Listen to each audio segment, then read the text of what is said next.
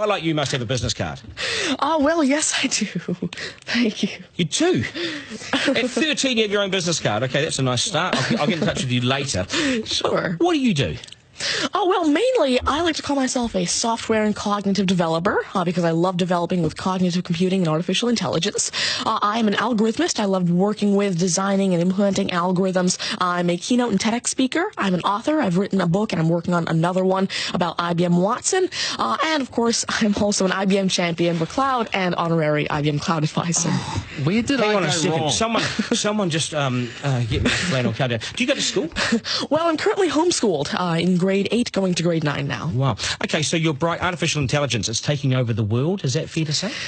Well, you see, that's actually one thing that I believe a lot of people have, the sort of misconception that artificial intelligence is this technology that was made to replace humans at really everything we do, whether it be, our jobs or whatever we do at home every day. But really what I believe is that artificial intelligence was developed and is continuing to be developed for the sole purpose of really augmenting our life and amplifying our skills or capabilities and what we can do every day. But what about when the computers actually learn that they're better than us?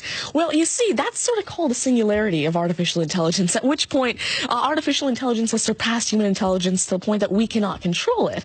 But really what I believe at this point, artificial intelligence, I won't go into the details right now since we're limited on time, but the thing is right now, artificial intelligence itself as a technology is so foolable and so primitive that either A, we won't reach that singularity point, or B, if we do, it's a very long ways off. Do you understand that, Mark? No.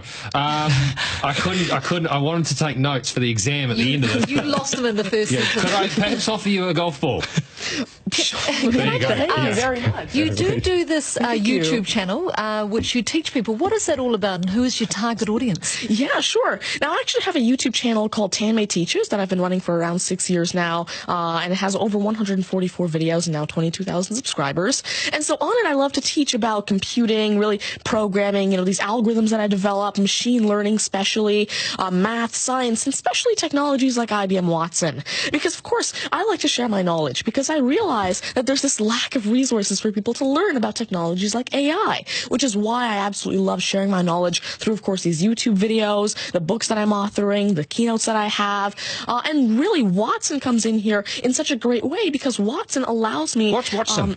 Sure. Mark thinks he's a golfer, but what is Watson? Now, IBM Watson is essentially a cognitive system that allows developers to incorporate cognitive and machine learning into their applications without having to code in the actual intelligence. And what this means is that, of course, right now, really one of the main reasons developers aren't incorporating more machine learning into their apps is because it's so hard to do. It's really difficult to incorporate intelligence because... Has the I'm going to take this somewhere else, this interview. Has the Homeschooling Association of the World got hold of you as their front person?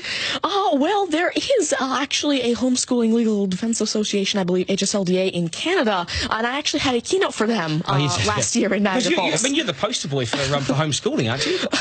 Well, I did have a keynote for them, and I talked a lot about the advantages of homeschooling and why it's great for kids who want to go into different and really targeted subjects. Okay, I want to get right down to business now. When did you realise you were bright and smarter than most?